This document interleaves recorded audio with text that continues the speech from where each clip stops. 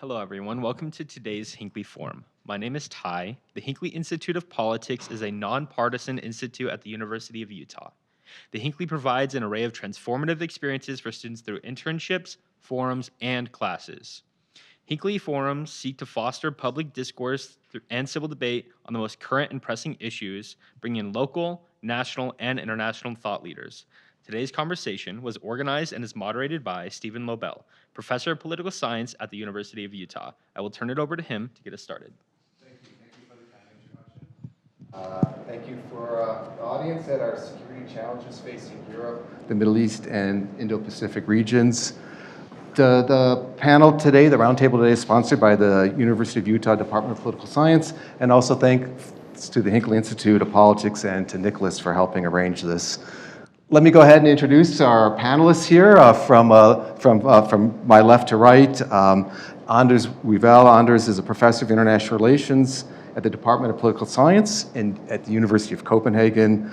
I've been fortunate to know Anders for a long time. We're both colleagues and friends. Anders publishes widely on small states. Any of you working on small states, this is the person to talk to.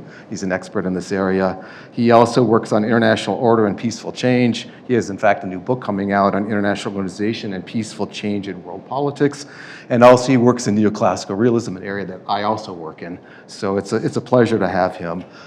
Next to Anders is Aaron Pilkington. Aaron is a U.S. Air Force analyst in Middle East affairs. Aaron received his PhD recently in 2024 from the Korbel School in Colorado, so nearby, but we welcome him anyways. And he received his master's in 2018 from the Naval Postgraduate School. He's also a fellow at the Center of Middle East Studies at the Korbel School of International Studies. And finally, to my immediate left is Ken Holland. He's chief of party of the USAID. Ken has been very involved in higher education projects in Pakistan, in Afghanistan, Iraq, Tajikistan, Mongolia, and Myanmar. He is also an adjunct professor in the Department of Political Science at the University of Utah, and he has a recent book that's just coming out on Canada and competing Indo-Pacific visions of China and the US. And again, my name is Stephen Lobel. I see a couple of my students here also, which is nice. It's always nice. I also publish in the area of neoclassical realism and political economy. Anders, in fact, has a chapter in one of our books coming out on small state security. And also we have a new book coming out on near crisis, the pre-crisis space. I'm going to give each of the presenters about 3-4 minutes to talk and present their region. And then we're going to engage in a little bit of a dialogue for about 15-20 minutes. I'll ask questions and then I'll open it up. Once I open it up to the audience, give us your name and your affiliation. Maybe your major, your department. Give us a little bit about you and then we'll take some questions. So Anders, we'll start with you. You have the floor. Thank you so much. I think if we look at European security today, I think there are three challenges that dominate the debate. And these three challenges are very closely linked. And the first challenge is the Ukraine war. The Ukraine war is a security challenge for European states. The worst case, of course, is a war with Russia. More likely case is a risk, in particular in the periphery of Europe, maybe an invasion of Moldova, Transnistria, disruption in the Baltic states. We already see now in the Baltic Sea disruption of undersea sea cables and so on. The Ukraine war is also an economic challenge. In most European states, we have low defense budgets, between 1.5 and 2% of GDP until fairly recently, until the beginning of the Ukraine war. And we need to increase our defense spending probably to between 3 and 4% of the GDP. And that's over a very short number of years. And then it's also a political challenge. The Ukraine war. Do we have one European voice or many European voices on Ukraine war? I think we have quite a number of European voices. Spain reluctant to spend more on defense. The Baltic states and the Nordic countries, where I come from in Denmark, very much afraid of what's going to happen in Russia and willing to spend more. When will we have a peace deal? How should this peace agreement look like? European states do not agree. I think the second challenge that we face right now, which is the focus of debate in Europe right now, is on transatlantic relations. These are, of course, very important for all European states. Many of them, most of them are NATO members, and I think you could say that most European states are Atlanticist. They're eager to work with the United States on security, but right now there's a lot of insecurity on what will be the extent of the U.S. engagement in Europe. How will it look like? How is it linked to the challenge from China and other places in the world? What are the U.S. expectations of European states? And a third challenge that we face in Europe is on what we call the European security architecture. What are the forums and institutions that are going to be central for European security? Who is going to lead? Is France a leader in security? They have their own preferences and interests, of course. What will be the role of the United States? And also, to which extent do European states agree on threats, challenges, and opportunities? And how does that factor in to the various forums and institutions that we can see for us as center of European security? We'll start there. Aaron? Yeah. All right. So, of course, I'm here to talk about the Middle East. I think there are several issues of peak interest right now, both in terms of U.S. operations on the Arabian Peninsula and Yemen, and the greater conflict between Iran and Israel and Iran and the United States. And before we get into that, I'm sure there will be questions related to that. I just kind of want to point out how significantly different the regional balance of power, the regional security situation is today than it was simply 18 months ago. On October 6th of 2023, most in the security establishment and in academia would have considered Iran to kind of have the upper hand in terms of the security arrangement in the Middle East, both holding Israel and U.S. allies at bay with their overwhelming control over what we lovingly call the Iranian threat network, groups of like-minded militants and proxies, partners, whatever you want to call them. The influence over these very well-equipped groups was significant. Hezbollah had emerged from the 2006 Israel-Hezbollah war, looking like a very proficient and professional fighting force that could threaten Israel's very existence if it wanted to, if it was not reined in from Iran. Hamas was always, of course, in the Gaza Strip with influence outside as well, but connected to the other client groups, both in Lebanon, in Iraq, on the Arabian Peninsula. And of course, the Assad regime was still in power.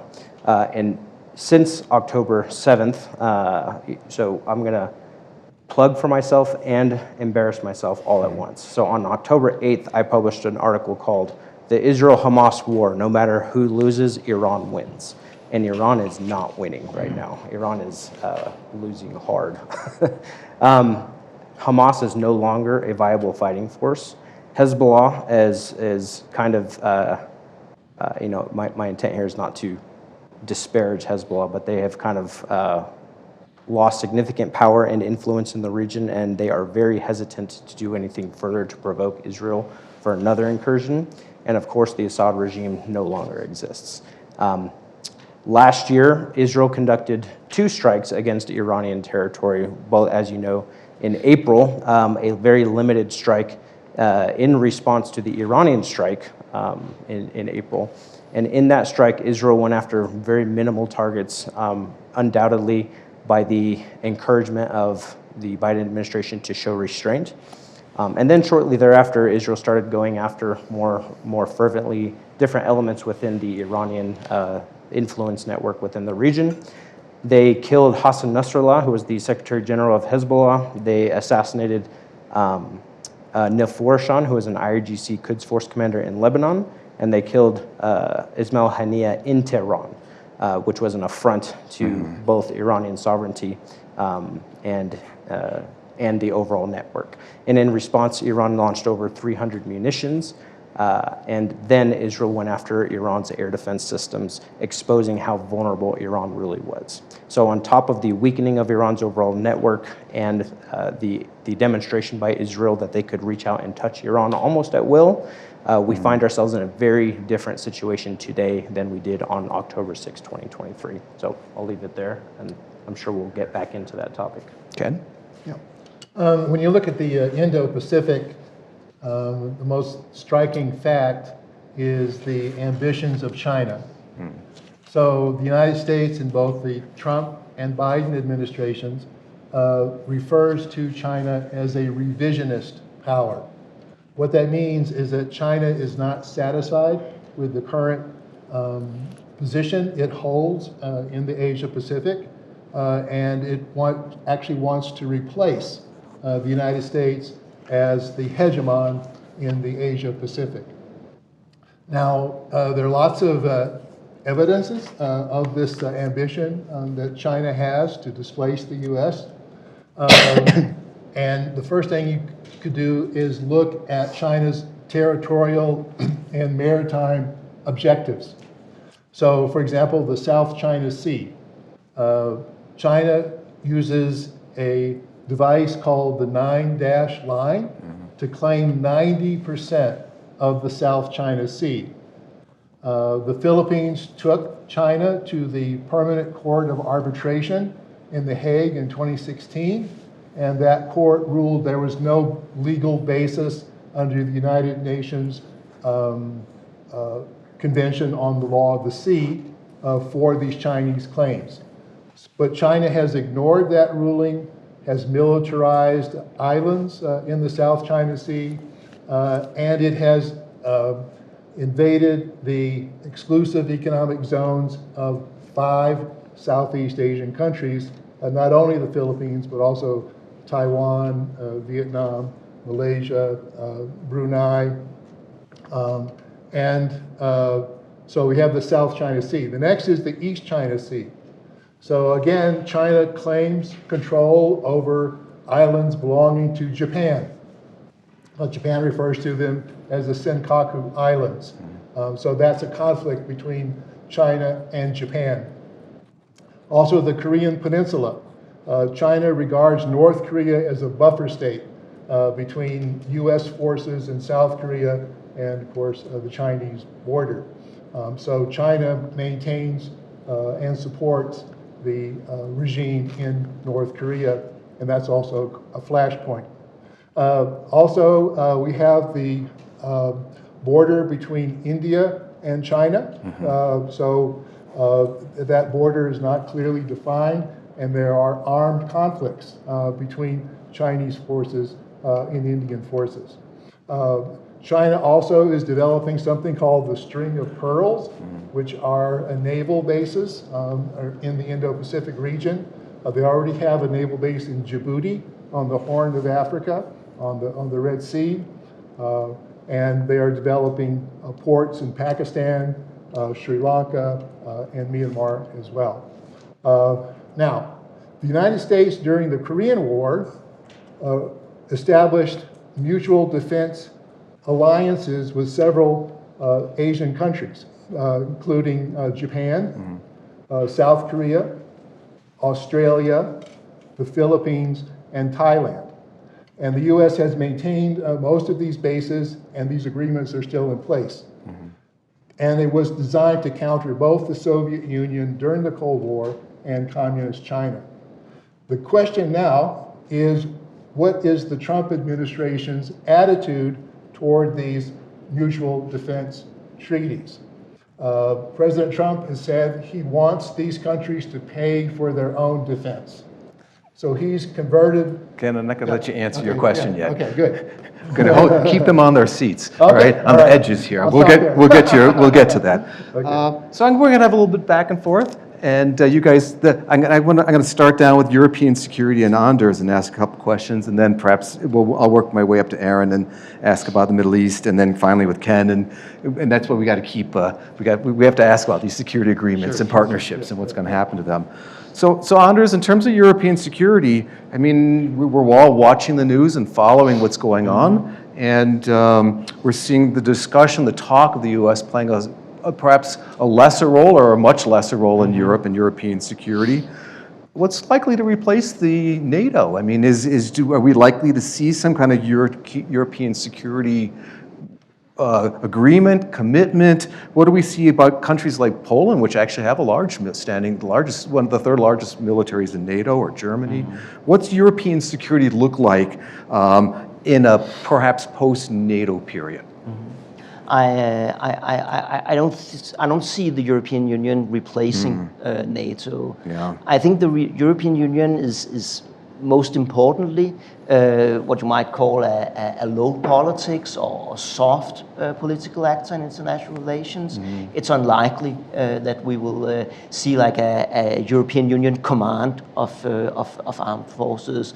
What the European Union can do is that it can relax the restrictions that are on European countries and how much they can borrow. They're already relaxing that now. That means that it can help the European countries being allowed to finance their defense expenditures to a larger amount, or a larger account that they're doing now.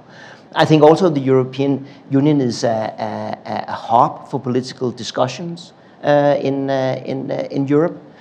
For clarifying how the other countries stand, and therefore it's also important in Europe. But what I think is most likely is actually that we'll see a stronger European pillar in NATO. We'll see a continuation of NATO. We'll see probably a different role for the United States, a bit watered down role for the United States, but still an important transatlantic connection there.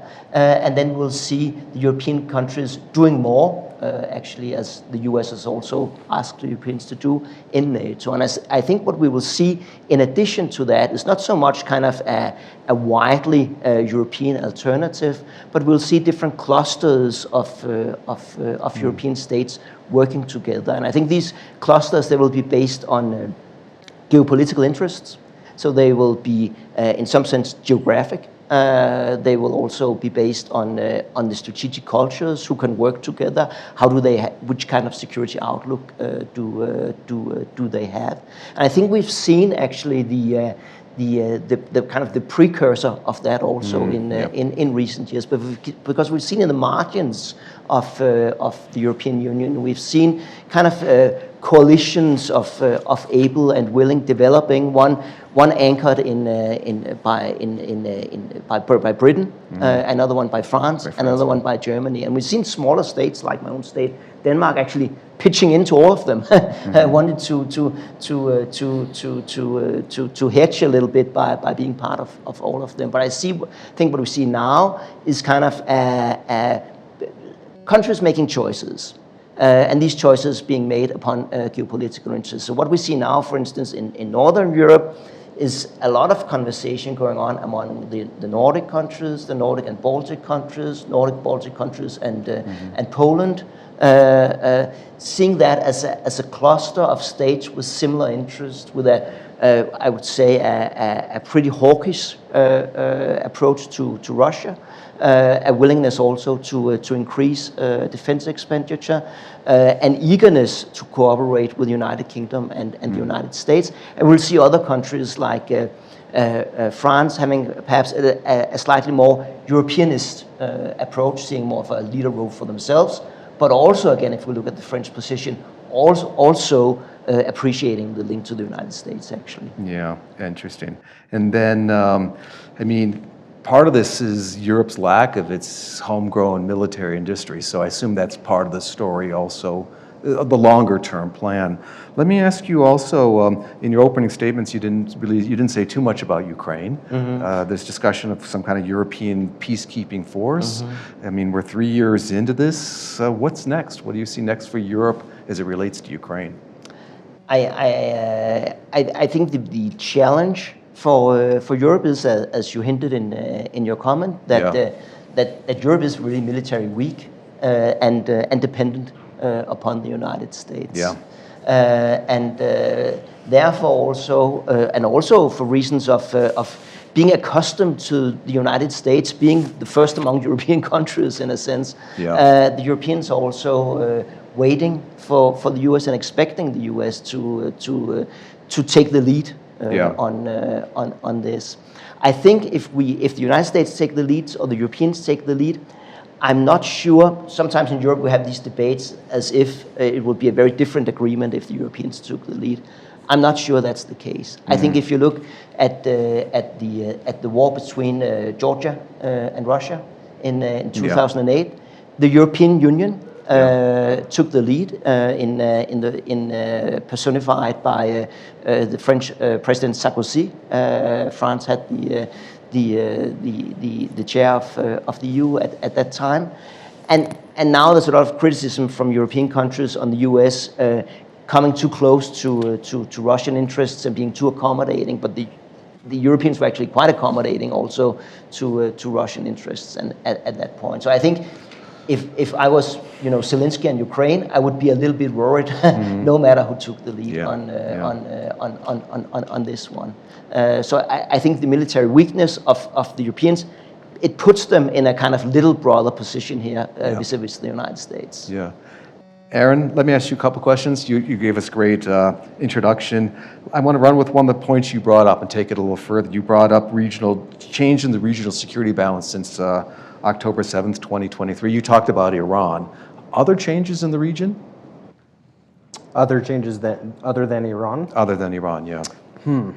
Well, they're all kind of tied to Iran. They are, aren't they? And the United States. They really are. Let's see. Let me ask you, I'll give you some prompts. I mean, clearly we do have negotiations, we know, going on about Iran negotiations, about its nuclear program, from a president who pulled out of the previous agreement. We also have a president who's back again after the Abraham Accords, and clearly Saudi Arabia would be really the big fish to reel in terms of this also. How does October 7th, 2023 change that landscape? Well, in the weeks leading up to October 7th, Israel and Saudi Arabia were engaging in normalization discussions. In fact, I think the week before October 7th, the Crown Prince of Saudi Arabia, Mohammed bin Salman, was interviewed on Fox News, and they asked him, is normalization with Israel on the horizon? And he said, every day we're getting closer. And then, by serendipity or by intention, who knows, Hamas attacked Israel shortly thereafter, probably understanding that Israel's response would be significant and make it difficult for Arab states to be able to enter into normalization talks further with Israel. But of course, I think that in their own eyes, the strategic interests of the Gulf states, many of which have already signed the Abraham Accords with Israel and Saudi Arabia. Long term, I think that they do intend to sign those normalization agreements, and they're just kind of waiting for the security environment to settle down a little bit, maybe the attention to go elsewhere, which it doesn't seem like it's going to in the time being. But right now, all of the attention is certainly on the recently initiated negotiations between the United States and Iran. Am I okay to dive into that topic? Tell us, we're all curious to hear your take on the motivations and also, kind of concessions. This has to be different. 2.0 has to be different than 1.0. Yeah, well, to give you guys a little bit of context, there are always three primary issues that are points of contention between Israel and the United States versus Iran. That's obviously their ambiguous nuclear program and the intentions with regards to the nuclear program. Iran's theater ballistic missile program, which can serve as a delivery vehicle for a potential nuclear weapon if Iran develops it. And then support for regional partners, proxies, like-minded militant clients, whatever you want to call them. To my knowledge, the only time Iran has ever been willing to negotiate on all three of those issues was in 2002, after the United States invaded Afghanistan, and when the writing was on the wall about our intentions regarding Iraq. And so Iran finds itself in this precarious situation on either side of a U.S. invasion, and there is some debate within the field of Iranian scholars about whether or not the letter that was delivered to the then George W. Bush administration was authoritative and blessed by the supreme leader. But one very credible scholar Trita Parsi is unequivocal, and he states that this letter was blessed by the Supreme Leader. And in this letter it says, George W. Bush, President, sir, we are willing to negotiate on all three of these topics. Let's come to the table. But at the time, it was a very decidedly unipolar world, and the United States was on the march through the Middle East, and so we had no interest in negotiating. Since that time, Iran, obviously things went south for the United States in Iraq and Afghanistan and the decades to follow, and Iran has never since been willing to negotiate again on all three of those topics. The reason why the Joint Comprehensive Plan of Action, or the JCPOA, also known as the Iran nuclear deal, gained any traction during the Obama administration is because the Obama administration was willing to isolate those negotiations to one topic only, and that was the nuclear deal. I think the hope at the time was if we can get them to negotiate on this, then one day we'll be able to get them to be more pragmatic and liberal-minded and come to the negotiation table over its its use of what we would call standoff weapons, ballistic missiles, drones, things that can reach out and touch Israel specifically. And same thing with regards to its proxy forces. Obviously, President Trump came to office in 2016 and said that that was the worst deal ever. And he intimated for a number of years that unless something changed with regards to Iran's posture, that he would rip up the deal. And indeed, he did in 2018. But even between 2018 and 2019, he continued signing what are called significant reduction exemption waivers on Iranian oil exports. And then those expired in 2019, and the security situation ramped up real quick in the Middle East. Iran's proxy started launching one-way attack drones and some mortars and rockets at U.S. bases in the region. And in 2019, that culminated in the death of one U.S. service member in Iraq. And I can't say how these things usually go, but what would be expected is that the United States or whatever country who suffered the death would then retaliate in kind, maybe with a little bit of uptick. But in response, the United States instead went after the second most powerful man in Iran, the IRGC Quds Force commander Qasem Soleimani. And that let Iran know what President Trump is willing to do if things don't go his way. The security situation definitely settled a little bit after. Obviously, Iran retaliated with 16 ballistic missiles against Erbil and Al-Assad Air Base in Iraq, but things settled very quickly after that.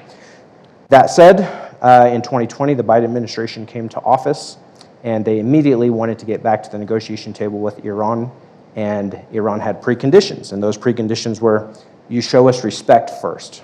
We were abiding by the JCPOA, and the United States withdrew from it, and so you show us respect by lifting all sanctions, and then we'll negotiate.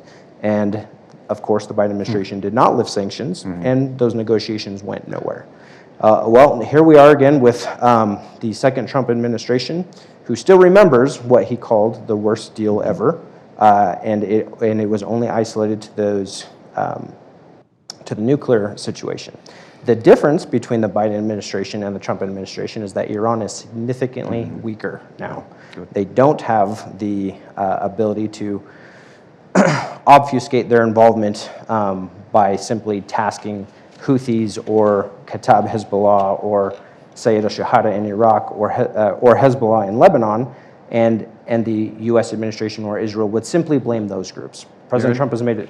I'm going to have to cut you off for a minute because we got to get to. We're all sitting on the edge for Ken's answer. Just 1 second. I know I have students in here from my foreign policy classes also. We're going to come back and talk about Gaza reconstruction programs, opportunities for peace, given that some of the veto players have been seriously weakened, as you've mentioned now. Ken, I'm going to push you on a different question also. The bookend to Anders' question. Obviously, when Russia invaded Ukraine, the concern was this kind of the recipe, the playbook for China invading Taiwan? And now 3 years ahead, is the U.S. committed to the defense of Taiwan? Yeah, so this is a sharp contrast between President Joe Biden and President Donald Trump. So Joe Biden was the first U.S. president to explicitly state that if China invaded Taiwan, the United States would come to Taiwan's defense. And he said it twice. So he was the first president to do that. President Trump has made no commitment whatsoever to come to the defense of Taiwan. he said things like, Taiwan must pay more for its own defense, you know. And he hasn't hesitated, as you know, to impose very high tariffs on Taiwan exports to the United States. So Taiwan is very nervous right now because they're not sure of President Trump's commitment to their security. So they're looking to their own. In fact, there's kind of interesting. The European Union has talked about making Ukraine a steel porcupine, and so Taiwan is trying to do the same thing to make it so costly for China to invade Taiwan, building up its own defenses, that would be a deterrent. The Taiwan itself could deter a Chinese invasion. Excellent, thanks. We have about, 25, 27 minutes left. I'm going to open up to the audience. Again, tell us your name, your major, your affiliation on campus, and the microphone's in the back room. So raise your hand, and we'll pass it around. My name is Walker Williams. I'm a junior, and I'm studying political science with an emphasis in law and politics and a minor in environmental studies. And I have a question for panelist Holland. You talked about how China has a desire for like a rise of power in the Indo-Pacific. And in media, there are many stories of potential concern in the current economic state of Japan and potential future economic uncertainty in South Korea. But we're also seeing articles of China growing stronger, and at the same time, we're also seeing discussions of trilateral cooperation between Japan, South Korea, and China. And my question is, do you believe that China wishes to like capitalize on these uncertainties in like countries that neighbor the Pacific, or will this sort of cooperation alleviate some tension?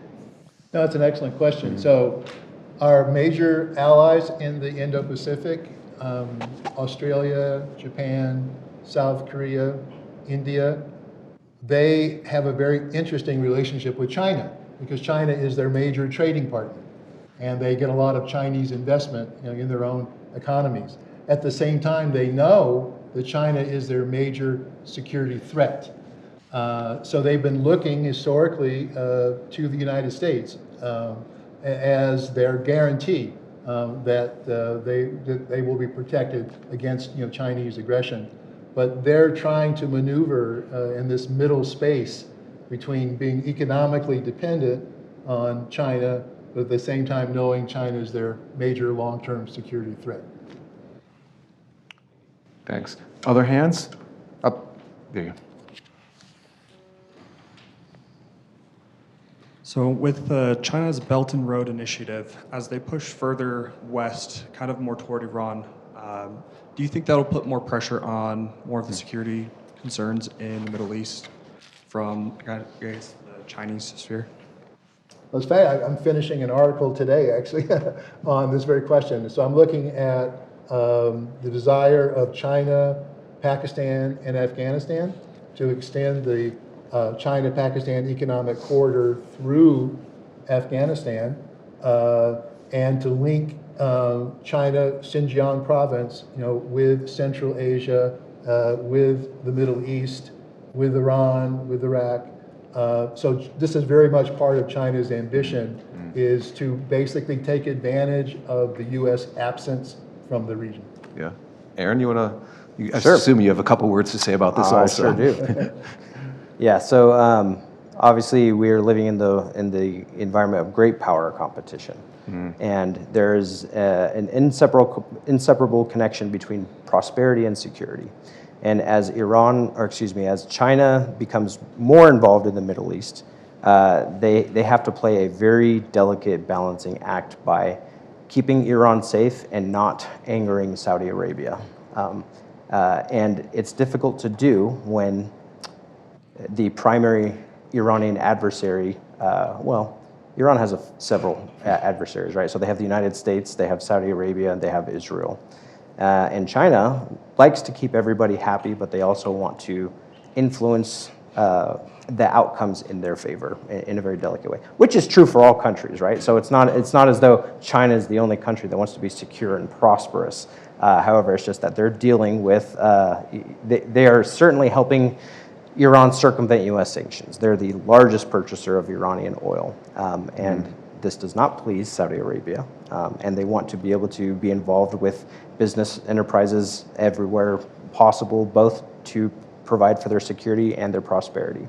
And so, yeah, you're going to butt heads in the Gulf states, you're going to butt heads in Saudi Arabia, China is not necessarily concerned about really making the United States angry, because they've obviously been, they have demonstrated the willingness to scoff U.S. sanctions and U.S. throwing its weight around the U.S. financial system. And for this reason, it's taking very deliberate steps to undermine the dominant position of the United States, both in the international economic system and the political system. So, not sure if I got after your question, but I danced around it, I think. Anders, I'm going to let you also weigh in. Opportunities for China-EU relations, given the U.S. having perhaps a much smaller footprint in Europe and globally.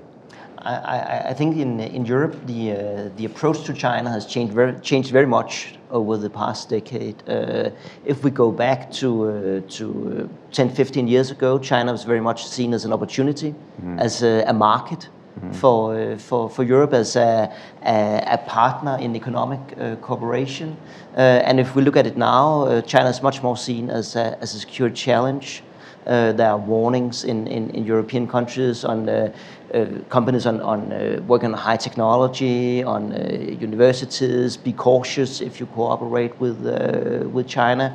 We've seen before programs for scholars, in particular in Central and Eastern Europe and China.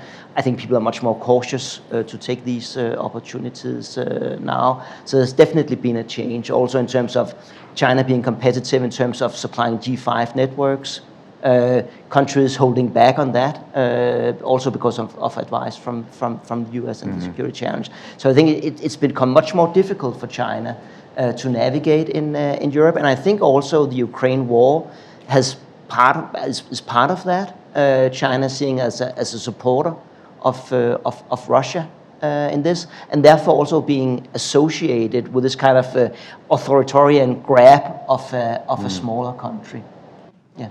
Good. We'll go back over. You have the floor. Oh, okay. Wait, is this on? Okay. All right. Hello, my name is Alan. I'm a major in the quantitative analysis in the business school, and probably about to declare a political science double major. And my question is for Aaron and Anders, and it's about Turkey. So something that we've seen is the receding power of Russia and Iran in the last couple of years.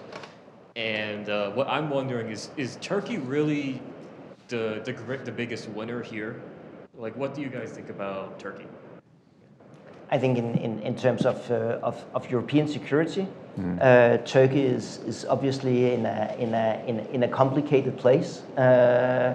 Turkey has a long-term conflict, of course, with Greece, which has always made it complicated.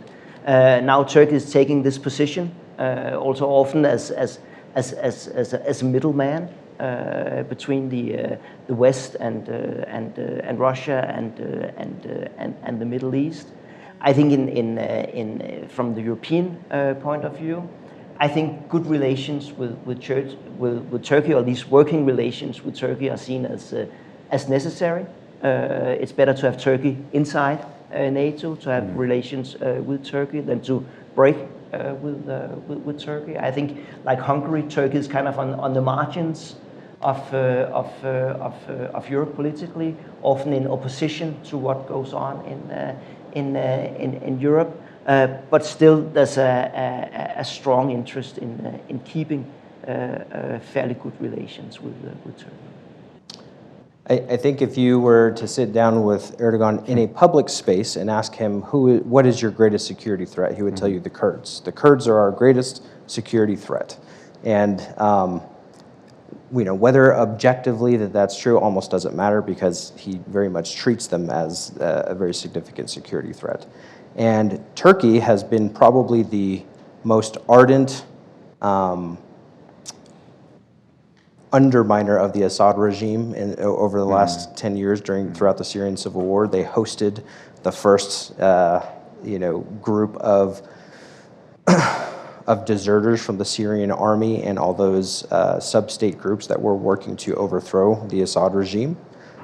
They worked very closely with several what we would call Sunni extremists, to include ISIS affiliates, and of course Hayat Tahrir al-Sham, who just successfully overthrew the Assad regime.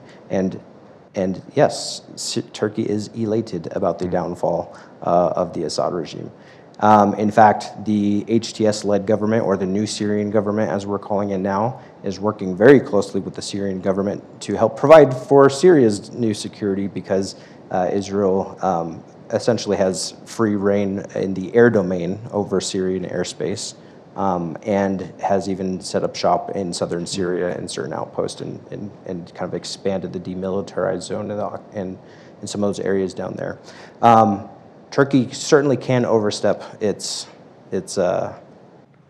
newfound fortune, especially if it finds itself encroaching on Israeli operations. But we'll say up until today, Turkey certainly has seen its own security prerogatives move forward.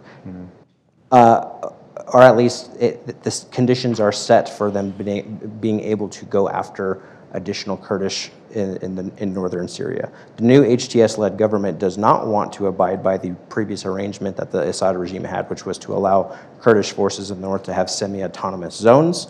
They want all of that territory to be incorporated into the new government. And Turkey also wants that to be able to have a better control over the security situation on the Turkish-Syrian border. So as of right now, things change at a moment's notice in a geopolitical environment and in a security situation. But as of right now, Turkey definitely sees the downfall of the Assad regime as a significant win. Ken, you want to say a couple words? You've spent a lot of time in this region also. A couple words about, in response to the question? Yes, so Turkey wants to be a major player, obviously, in the Middle East. And they very much want to be part of Europe. So Anders, maybe you could say a few words about, they've applied for membership in the EU and kind of where that's going. Well, it's going nowhere, right? Because they applied for membership, but they will not become members. And part of it is the size of Turkey, and part of it is also the geopolitical position of Turkey.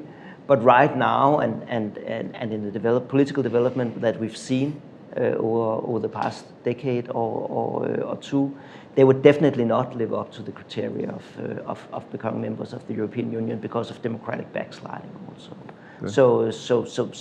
So that would be a big, that's just not going to happen, and in particular not now, where we have a membership of the Ukraine on the table, because that would be extremely costly for the European Union, and it's always difficult to take on a big or bigger member state in the European Union, both because of there can be costs associated with it, which there will be with Ukraine and would be with Turkey, but also because there's always the risk of tipping the political balances within the Union. So I think that's also what makes it difficult for the European Union, that they have little leverage over Turkey, because if you're an applicant to the EU has a lot of leverage over you because you kind of control the access to the Union. But Turkey knows that they're not going to be members of the EU for decades at least. Good question. Yeah, I know you're over here now. Is this on? Yep. So recently we've seen major shifts in the U.S. and just global foreign policy in general, marking a very clear departure from kind of the post-Cold War order, like with Russia's invasion of Ukraine and growing isolationist trends here in the U.S. Europe has begun to rearm itself, but it's also struggled to establish a strong military foothold, as we've kind of talked about. Do you believe that Europe is truly capable of taking greater military responsibility in dealing with these threats from Russia and even China and just globally in general? And then more broadly, do you think we're entering a new unpredictable era of global power, of great power conflict? Anders, you want to start with that? And then I'll let Ken bring up the China part. Right now, Europe is not ready for taking on much greater responsibility because of the continent is too weak militarily. We spend too little on defense. We are very much dependent upon the U.S. It's not just a matter of spending more. It's also on technology dependence. It's on the way that we've constructed the command structures in NATO, and kind of the practices that have developed on working together in the military sphere. It's also on the defense industry, which would not be able to compete, and it's because of disagreement between the European countries. So I do not see kind of a European superpower coming in any way. That said, there's also a question of necessity, and the European states need to take more responsibility for their own security. I think also these are very rich states. They should be able to do that. But I think the way to do it, and I think definitely the preference of most European decision makers, is to do it gradually and also in cooperation with the United States in a way that would make the situation a little bit more predictable in the long term than it is at the moment. I think right now we are kind of in a period of a little bit of panic and disruption in Europe, because we do not know what is going to happen in the longer term. We have both the Ukraine war, and we have the preferences of the United States changing. That said, I think the Europeans could have prepared better for that, because if we go back more than a decade to 2014, the European NATO members agreed to increase their defense spending to at least 2% of GDP. And they did not, in general, do that. Only a few countries did that. So I think there was time to prepare. Many of them did not prepare. So in a sense, they also put themselves a little bit to a large amount in the situation that they are now. But they are in this situation now, and they need to handle it. And I think the way they try to handle it, I think you see that also by the reactions of Prime Minister Starmer in the UK and President Macron in France, is actually also to reach out to the US to say, okay, things are changing, but then we need to find some way of common space, of common understanding, shared understanding of how things will develop in the future. And I think also the US will continue to have an interest in a presence in Europe. There's the interest in having a big say over what goes on in Europe and European security. It's not all bad that other states are dependent upon you. And also, if you look at what the US what the US does in Europe, I mean, the presence in Europe is also, of course, used for, operations and influence in other regions. So in that sense, there's an interest there also. Yeah, it's a good question, right? And Anders gave us some history. We know that other presidents have pushed for Europe to spend more, yet the U.S. actively discouraged Europe from having a third force. And those from my foreign policy class know this also. We got what we wanted in this sense of the kind of Europe we have, and there has been other paths. Let's go back. Let's ask Ken also. Ken's got to tell us about, are we looking at Cold War 2.0 or not? And really giving us a sense of China and we have to wonder about the threat China really posed and the potential of China being a great power. But are we looking at Cold War 2.0, as was asked? Yeah, so your question really reflects, I think, a very wise perception that the international structure is changing. We are actually sitting here in a very historic moment. So during the Cold War, we had a bipolar world where the Soviet Union, the United States were in this conflict for domination. The Soviet Union collapsed in 1991. And then we entered what we call the unipolar moment, where the only superpower was the United States. And the mission of the United States in both the Cold War and the unipolar moment was to promote liberal democracy. And of course, Central and Eastern Europe, they were some of the biggest beneficiaries, Latin America also, and to some extent the Middle East, where new democracies were born with market economies. And now we're at the point where we really are back to what political scientists call great power politics. This is the era of the realist, because when you have great power politics, then the mission of the United States completely changes. So instead of promoting democracy around the world, the United States is focused only on confronting its rivals, its great power rivals. And when you read national security documents, you see that the only real rival for domination economically and militarily of the United States is China. So what's very, very interesting right now, look at the relationship between the United States and Russia. It's changing dramatically. And the one reason why it's changing is because the United States now sees Russia as an ally against China. And Europe doesn't really figure in very much into this calculation. So in great power politics, it's all about how do you deter, how do you defeat your adversary.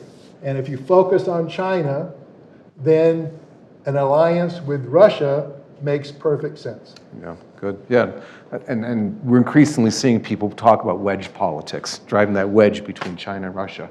Oh, one of my students here. Go ahead. This is Jun. I'm double majoring political science and psychology. And I'd like to actually ask this question. So there has been some concerns about this recent shift in American foreign policy since the Trump administration might pushes lots of these middle powers and potentially even the American allies to be more prone to the approach of Beijing. But then at the same time, the level of assertiveness China has been demonstrated is so strong that it looks like it's honestly going to be hard for these countries to just decide to side with Beijing just because America has been a little bit aggressive recently. So in this sense, I would like to know your opinion on like how the recent shift in American foreign policy will affect the position of these middle powers between Beijing and Washington, and also to the American allies as well. Yeah, so President Trump doesn't really seem to value alliances. And he believes that America can act unilaterally in the world. So look at how much money he's pouring into the defense budget. So he wants to increase the power of the U.S. military because he believes that he can act whenever he wants without consulting allies, and he can be successful without the support of his allies. Aaron, something, kind of a quick comment about perhaps growing daylight between the U.S. and its allies in the Middle East? Well, how do I say this in a very diplomatic way? It is being recorded, so. Sure. So I'm going to focus on U.S. allies Okay. in the region. I think, I actually think there has not been a great separation between the United States and its regional allies in the Middle East. I think public-facing rhetoric would make you think that that would be the case. But the conversations that happen behind closed doors, plus the actions that our allies in the Middle East region take, would indicate that there really is kind of a seamless posture between, almost between the first Trump administration and the second Trump administration. Yeah, and that's all I've got to say about that. Anders, a couple of words also about growing daylight between the U.S. and its allies in Europe? There's absolutely no debate in Europe on moving closer to Beijing in security affairs. There are kind of two positions. One is that Europe should be more independent, and one is how to repair the relations with the United States. And I think just over the past month, they're kind of coming together. We need to do more as Europeans, and we need to find a way of working with the United States from doing more.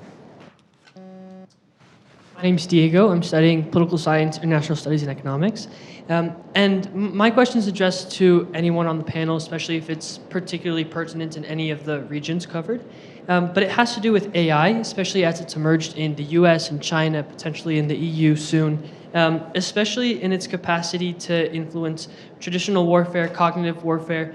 So my question is, how powerful of a tool or even of an actor is AI in the global system? And is there any places or conflicts where we might see it really making an impact? Yeah, and I might give Aaron the first cut at this, and then perhaps Anders on Ukraine. So one of the greatest skills I have learned as an analyst in the Air Force is when to say, I don't know. So that's actually paid a lot of dividends for me. So in terms of the role of AI in cognitive warfare, I'm not sure. Do influence operations have an effect? Absolutely. I don't think that there's any question that China is very active, Russia is very active in the influence space, and to be honest, all major powers are. Even the United States is very active in the influence information space. But how much effect that has? Is it measurable? Is there an objective measure on whether or not China's influence operations are taking place? I'm not sure. I can say in the military, one of the things that we pay attention to is U.S. public perception of U.S. foreign policy, whether or not we're involved in the right operations in the right areas, whether or not our youth are more or less likely to join the military, whether or not they think positively about their country. And I would say the trend is actually not going in the way that the United States would want it to go. Sure, there's probably going to be a slew of factors that contribute to that, but there's no doubt that China and Russia take a very active approach in doing things, particularly in the social media space, to decouple the American psyche from its government and from its military. Because at the end of the day, if the United States and China go to war over Taiwan, for example, if you have too few people to fight, that is a major problem. But in terms of the AI part, I couldn't tell you. Anything else? I think in terms of the influence in general of AI on security more broadly, I think there would be two concerns in Europe. One is, how does this affect politics and public opinion? We've seen kind of more populist movements. We've seen also that we have some frail democracies in Europe. How are they affected? I think that's one concern. And I think the other concern is that right now, when we look at the development of AI, US and China are in the lead, right? So how do Europe kind of tackle that? How do we position ourselves in that and not just to get lost and once again become dependent on the US on this? Good, thank you. And as we know, one of the questions we often ask in our field is the role of emerging technology. Mm-hmm. This is one, but this has occurred in the past also. We could see other things. Are we out of time? Okay, we have one. Oh, sorry. Yeah, sorry. Yep. I guess my name's Alex. I'm a biology major. I just kind of ended up here. It's an interesting topic to me. But my question pertains more towards Israel right now.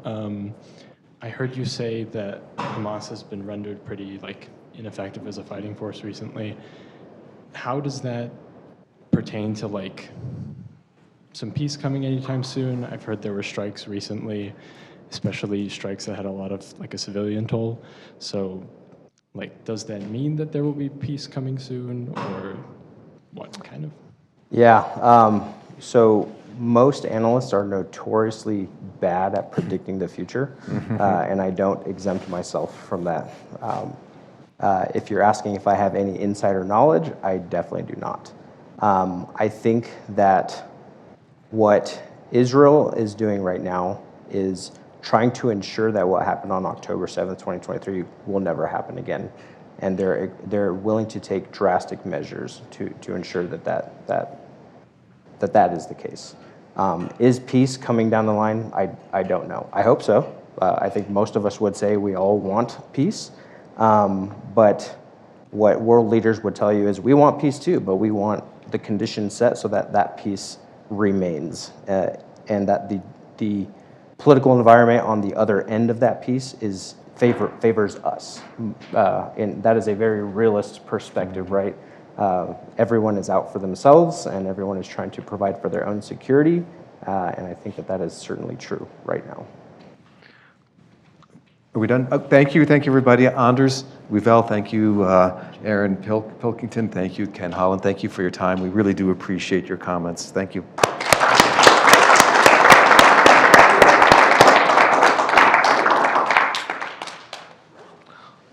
Hold on, guys. Let me get a picture.